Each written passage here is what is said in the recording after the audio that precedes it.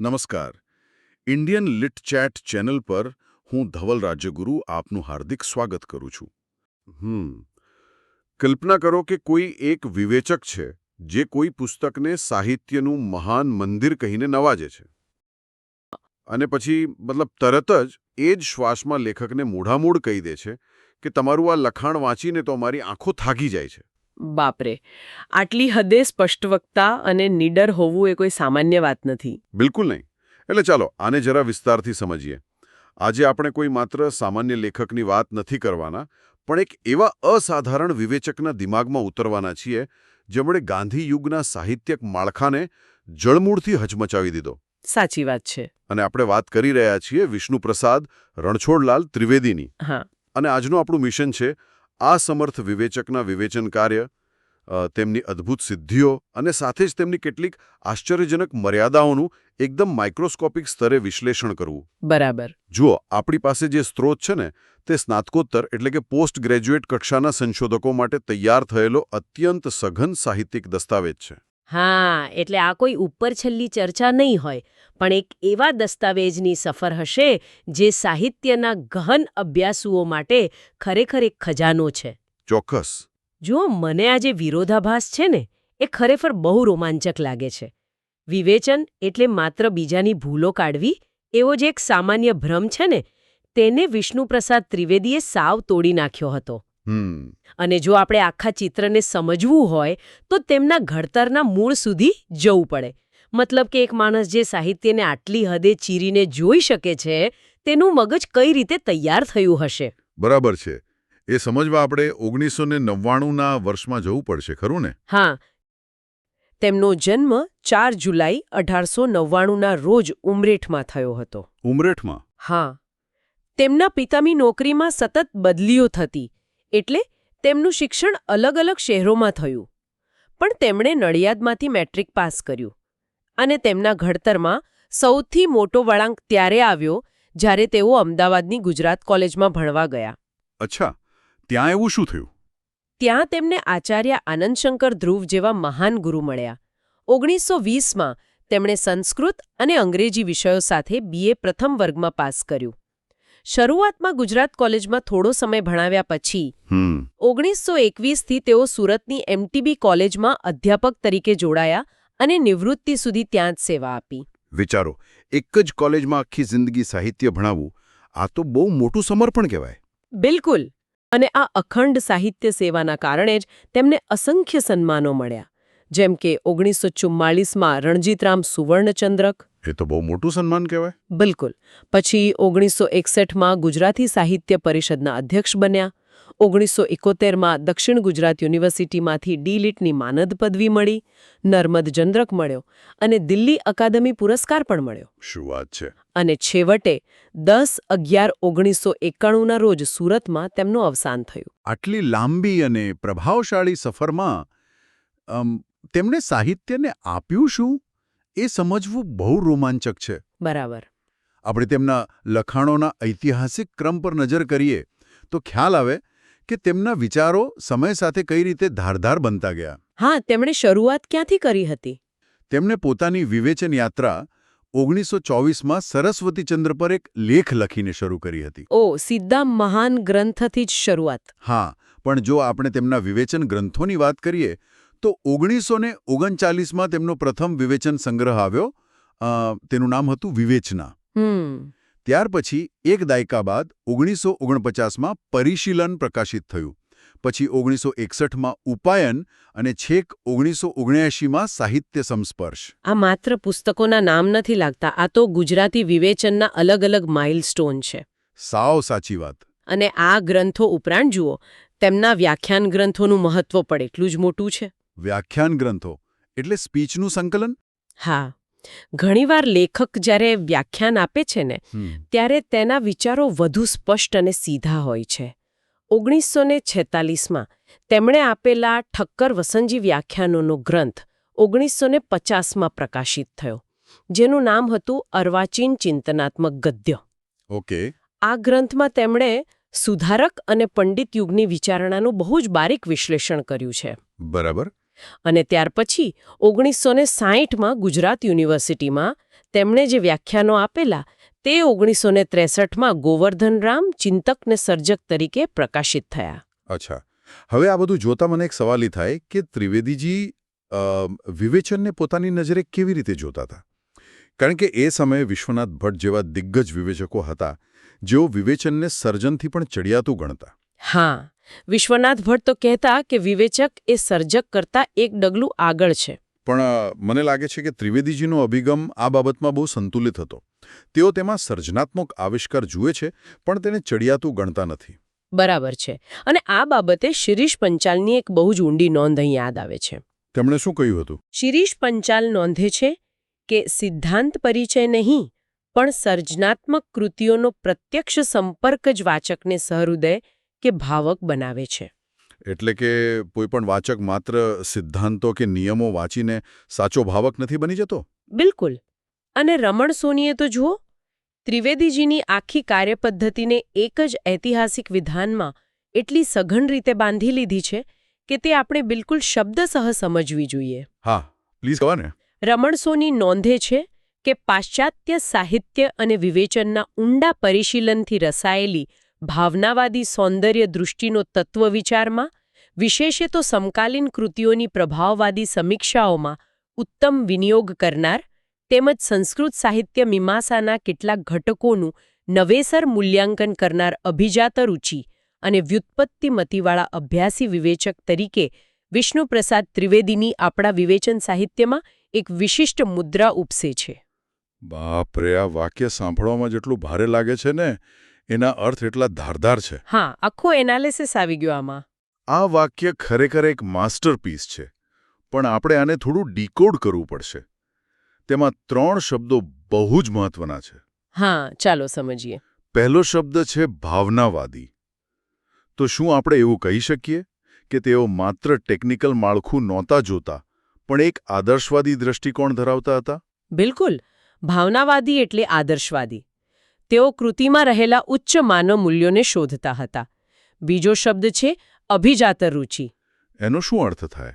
આનો અર્થ થાય છે ઉચ્ચ અને પ્રશિષ્ટ રુચિ. મતલબ તેઓ સસ્તા કે છીછરા મનોરંજનથી ક્યારેય પ્રભાવિત થતા નહીં. ઓકે, એટલે તેમની પસંદગીઓ ક્લાસિકલ હતી? હા. અને ત્રીજો શબ્દ છે વ્યુત્પત્તિમતી, એટલે કે બહુશ્રુતતા અથવા ગાઢ પાંડિત્ય. બરાબર. પણ અહીં મને એક વિચાર આવે છે. જ્યારે કોઈ માણસ પાસે આટલું બધું ગાઢ પાંડિત્ય હોય, અભિજાત રુચિ એટલે કે આવી એલિટ પસંદગી હોય, તો શું તે માણસ થોડો સામાન્ય લોકોથી કપાયેલો ન થઈ જાય? એવો ડર લાગે ખરો. એટલે મારો સવાલ એ છે કે એક વિવેચકનું વ્યક્તિત્વ ખરેખર કેવું હોવું જોઈએ? ત્રિવેદીજીએ પોતે જ આનો જવાબ આપ્યો છે. અચ્છા, તેમણે શું કહ્યું છે? તેઓ કહે છે કે વિવેચકનું વ્યક્તિત્વ આનંદ પર્યોસાયી, સત્ય પ્રતિપાદક ને સૌષ્ઠવયુક્ત વિવેચનોમાં પ્રગટ થતું રહેવું જોઈએ. ઓહો, એટલે કે વિવેચને અંતે તો આનંદ જ આપવો જોઈએ, સત્યને સ્થાપિત કરવું જોઈએ અને તેમાં એક સુંદરતા એટલે કે સૌષ્ઠવ હોવું જોઈએ. બરાબર. અને આ સત્ય પ્રતિપાદક બનવાની મતલબ સત્ય કહેવાની તેમની જે નિડરતા હતી ને, એ જ તેમની સૌથી મોટી ઓળખ બની. સિદ્ધાંતો આપવા સહેલા છે, પણ જ્યારે તમારા જ આદર્શ સમાન દિગ્ગજોની કૃતિઓનું મૂલ્યાંકન કરવાનું આવે ત્યારે મોટાભાગના લોકો ઢીલા પડી જતા હોય છે. એ તો છે જ. ગોવર્ધન રામ ત્રિપાઠી અને આનંદ શંકર ધ્રુવ આ બંનેનો ત્રિવેદીજી પર સૌથી વધુ પ્રભાવ હતો. ગોવર્ધન રામ માટે તેમનો આદર એટલો મોટો હતો કે તેમણે સ્પષ્ટ કહ્યું, ગાંધીજી પહેલા કોઈ ગુજરાતી વ્યક્તિએ સમાજને પર્યેષણલશીત સાહિત્ય સૌંદર્ય દ્વારા સંસ્કારવામાં અનન્ય સાધારણ અર્પણ કર્યું હોય તો તે મહર્ષિ ગોવર્ધન રામે. આ પર્યેષણલશીત શબ્દ બહુ વજનદાર છે. હા, એનો અર્થ શું કરીશું? જેનો સાદો અર્થ થાય છે સંશોધન અને ગહન ચિંતનથી સુશોભિત. પણ જુઓ, અહીં જ ખરી મજા છે. કેમ? ગોવર્ધન રામને આટલા ઊંચા આસને બેસાડ્યા પછી પણ જ્યારે ત્રિવેદીજીએ તેમની મહાન નવલકથા સરસ્વતીચંદ્રની સમીક્ષા કરીને ત્યારે તેઓ જરાય અચકાયા નહીં. હા, તેમણે એના વખાણ પણ કર્યા ને. હા, તેમણે આ કૃતિને મહાન મંદિર તો કહી, પણ પછી તરત જ એનું ઓપરેશન કરવાનું શરૂ કર્યું. તેમણે બિલકુલ શબ્દશઃ લખ્યું છે કે ત્રીજા અને ચોથા ભાગમાં જ્યાં જ્યાં ભાવના સત્ય અને વાસ્તવિકતાનું અંતર વધી જાય છે, બરાબર, ત્યાં ત્યાં ગોવર્ધનરામની નવલકથા મટી નિબંધમાળા બની જાય છે. આ સર્વ જોતા અને નિરખતા આપણી આંખ થાકી જાય એમ છે. બાપરે, આ લેવલની નિડરતા, પોતાના જ આદર્શ લેખક માટે આવું કહેવું. હા, મતલબ આ ખરેખર બહુ મોટી વાત છે. આ જ તેમને મહાન વિવેચક બનાવે છે ને. તેઓ એ જોઈ શક્યા કે કથાના પ્રવાહને ભારેખમ ચિંતન કઈ રીતે ધીમો પાડી દે છે. બિલકુલ. અને આ બેબાક નિવેદનો માત્ર નવલકથા પૂરતા સીમિત નહોતા. જ્યારે વાત ભજનની આવી, જે અત્યંત પવિત્ર અને રૂઢ થઈ ગયેલી પરંપરા મનાય છે, ત્યારે પણ તેમણે એવો વેધક કટાક્ષ કર્યો કે ભલભલા રૂઢિચુસ્તો ચોંકી જાય. ભજન વિશે શું કહ્યું તેમણે? તેમનું આ વિધાન સાંભળવા જેવું છે. તેઓ કહે છે, ભજનની પરિભાષા એટલા બધા જ ચલણી થઈ ગયા છે કે સૌ કોઈ પોતાના તો કપાસિયા જ લાવી, પારકા તેલ પુરાવી, મેરાયા લઈ દિવાળી કરે છે. ઓહ, આ કપાસિયા અને પારકા તેલવાળું રૂપક તો ખરેખર માસ્ટર સ્ટ્રોક છે. હા, અને અહીં સૌથી રસપ્રદ બાબત એ છે કે આ રૂપક દ્વારા તેઓ મધ્યકાલીન પદોની પરંપરાની આલોચના કરી રહ્યા છે. એટલે કે મને લાગે છે કે તેઓ એવું કહેવા માંગતા હતા કે લોકો પાસે પોતાનું કોઈ મૌલિક દર્શન નહોતું બચી ગયું. બસ એકાદ સસ્તો વિચાર લાવવાનો, જેને તેમણે કપાસિયા ગયા, અને પછી જૂની પરંપરાનું તેલ વાપરીને ભક્તિનો દીવો પ્રગટાવવાનો ડોળ કરવાનો. તદ્દન સાચી વાત. આ એક રીતે રૂઢિ જડતા પરનો બહુ જ મોટો પ્રહાર હતો. હા, તેઓ ધાર્મિકતાના નામે ચાલતી કાવ્યગત નબળાઈઓને સાંખી લેવા માંગતા નહોતા. હવે અહીંથી આપણે થોડા વધુ ઊંડાણમાં જઈએ. ચોક્કસ. આપણે એ સમજીએ કે આ બધી આલોચના પાછળ તેમનો કલા વિશેનો મૂળભૂત ખ્યાલ શું હતો. એટલે કે કલા ખરેખર શું છે અને શા માટે જરૂરી છે. એ જાણવું રસપ્રદ રહેશે. આ સવાલનો જવાબ તેમણે બહુ જ દાર્શનિક રીતે આપ્યો છે. ઉપાયનમાંથી તેમનું એક વિધાન લઈએ. તેઓ કહે છે, કલા એટલે તો વ્યવસ્થા અને સંવાદિતાનું નિર્માણ. બરાબર. આને તેઓ સામાજિક હિત સાધક પુરુષાર્થ ગણે છે. એટલે કે કલા દ્વારા અરાજકતામાં સંવાદિતા આવે છે. આ વિચાર મને બહુ જ સ્પર્શી ગયો. હું હંમેશા કલાને દિવાલ પર લટકાવેલા એક સુંદર પેઇન્ટિંગ જેવી ડેકોરેટિવ વસ્તુ માનતો. મોટાભાગના લોકો એવું જ માને છે. પણ ત્રિવેદીજી કહી રહ્યા છે કે કલા એ આપણા મગજના અને હૃદયના આર્કિટેક્ટ જેવી છે. એ માત્ર બહારથી નથી શણગારતી, પણ અંદરની તોડફોડ અને અવ્યવસ્થાને રિપેર કરીને એક સંવાદ ઊભો કરે છે. બિલકુલ. અને હૃદયની દિવાલો તોડતી કલા વિશે તેમણે બહુ જ સુંદર વિધાન કર્યું છે કે કલા એ હૃદયની દિવાલોને બાંધનારું નહીં, પણ તોડનારું આહ્લાદક સાધન છે. વાહ, કેટલું ઊંડું વાક્ય છે. હા, તે માણસની આર્દ્રતા વધારે છે અને રેડિયાળ જીવનની યાત્રિકતા ઓગાળે છે. આમાં બે શબ્દો બહુ સમજવા જેવા છે. આર્દ્રતા એટલે ભીનાશ અથવા સંવેદના. કલા માણસને અંદરથી ભીનો કરે છે, સંવેદનશીલ બનાવે છે. અને બીજો શબ્દ છે યાત્રિકતા, એટલે કે આપણું મશીન જેવું યંત્રવત જીવન. બરાબર. કલા આ યંત્રવત જીવનને ઓગાળી નાખે છે. હા, અને આ કારણથી જ ત્રિવેદીજી માને છે કે વિવેચકનું કર્તવ્ય માત્ર ભૂલો કાઢવાનું નથી. સાચો વિવેચક એ જીવન ફિલસૂફ અને કલા ફિલસૂફ છે, જે કૃતિમાં રહેલા જીવન રહસ્યને ચીંધી આપે છે. પણ જુઓ, જ્યારે વાત કવિતાની આવે છે ને, ત્યારે તેમના ધોરણો એકદમ કડક થઈ જાય છે. હા, કવિતાના માળખાને લઈને તેમના બહુ જ સ્પષ્ટ વિચારો હતા. કવિતા અંગેની તેમની બ.ક. ઠાકોર સાથેની વૈચારિક ટક્કર ખરેખર જોવા જેવી છે. શું ટક્કર હતી? બ.ક. ઠાકોર એ સમયે વિચારપ્રધાન કવિતાનો બહુ મોટો આગ્રહ રાખતા હતા. એટલે કે કવિતામાં બૌદ્ધિક વિચાર હોવો જોઈએ. બરાબર છે. પણ ત્રિવેદીજી આની સામે એક નવો જ પારિભાષિક શબ્દ લાવ્યા, ચિંતન પ્રધાન.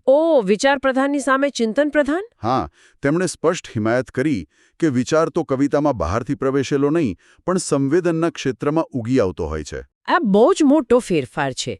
એટલે કે તમે કોઈ ફિલોસોફી વાંચી અને તેને કવિતામાં ગોઠવી દીધી એવું નહીં ચાલે.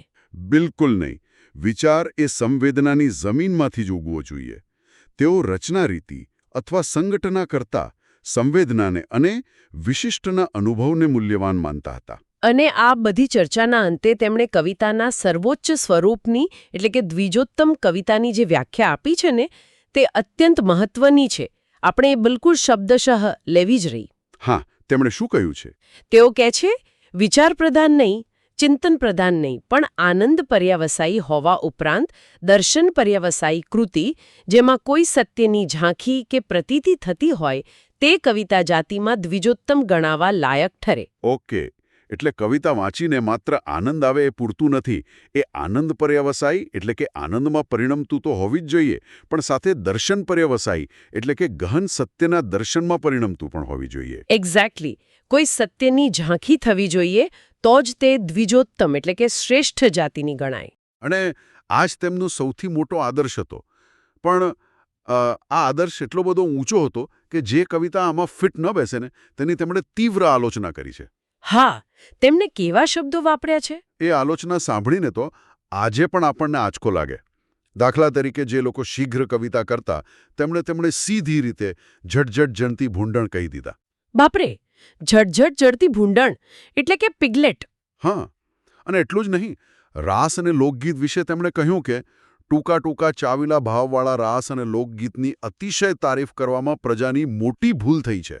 આટલા કડક શબ્દો? મતલબ હવે આપણે વિચારીએ આટલા આકરા શબ્દો પાછળનું કારણ શું હોઈ શકે? જુઓ, આજની નજરે જોતા આ શબ્દો ખરેખર બહુ કઠોર લાગે, પરંતુ તેમની આ કડકાઈ પાછળ ત્રિવેદીજીનો કવિતા માટેનો અત્યંત ઉચ્ચ આદર્શ જવાબદાર છે. તેઓ કલા પ્રત્યે કોઈ કોમ્પ્રોમાઇઝ કરવા માંગતા નહોતા. હવે આપણે કવિતાથી આગળ વધીને ગદ્ય શૈલી અને માનવ જીવનની વાસ્તવિકતા વિશે તેમના વિચારોનું વિશ્લેષણ કરીએ. હા, એ પણ બહુ રસપ્રદ છે. મેથ્યુ આર્નોલ્ડની કાવ્યદૃષ્ટિનો તેમના પર ભારે પ્રભાવ હતો ને? બિલકુલ. અને કવિતામાં કલ્પના અને સર્વાશ્લેષી જીવનનો મહિમા તેઓ સ્વીકારતા. વાસ્તવિકતા અને જુગુપ્સા વિશે તેમનું સ્પષ્ટ માનવું હતું કે જીવનમાં જે જુગુપ્સાકારક છે તે સાહિત્યમાં કંઈ રમણીય બની જવાનું નથી. એટલે કે જીવનમાં જે અણગમો પેદા કરે તેવું છે, બીભત્સ છે, તેને સાહિત્યમાં સુંદર ન બનાવી શકાય. સાચી વાત. આ દલીલ સમજી શકાય તેવી છે. પણ જ્યારે તેઓ નીતિ અને જ્ઞાન વિશે પોતાનો મત રજૂ કરે છે ત્યારે એ એક વિવાદાસ્પદ મુદ્દો બની જાય છે. કેમ? તેમણે શું કહ્યું છે? તેમનું આ સમીકરણ જુઓ. તેઓ કહે છે નીતિ તે જ જ્ઞાન અને અનીતિ તે અજ્ઞાન. જ્ઞાનમાં નીતિ સમાઈ જાય અને અનીતિ તે જ્ઞાનને અભાવે જ સંભવે. ઓહ, એટલે કે જો તમારામાં જ્ઞાન હોય તો તમે નીતિવાન જ હશો. હા, પણ અહીં એક સવાલ થાય છે કે શું ખરેખર માત્ર અજ્ઞાની લોકો જ અનીતિ કરે છે? સમાજમાં જ્ઞાની લોકો અથવા ભણેલા લોકો દ્વારા થતા અનૈતિક વર્તનનું શું? આપણે રોજબરોજ જોઈએ છીએ કે મોટા લોકો પણ કેવી અલ્પતા એટલે કે નીચતા બતાવે છે. હા, મોટાઓની અલ્પતાનો આ મુદ્દો ખરેખર બહુ વેલિડ છે. તો પછી અનીતિ એ માત્ર અજ્ઞાન કેવી રીતે હોઈ શકે?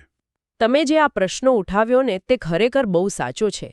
પ્રેક્ટિકલ દુનિયામાં જ્ઞાન અને નીતિ હંમેશા એકસાથે નથી ચાલતા. આ તેમના દર્શનની એક મર્યાદા કહી શકાય. બરાબર.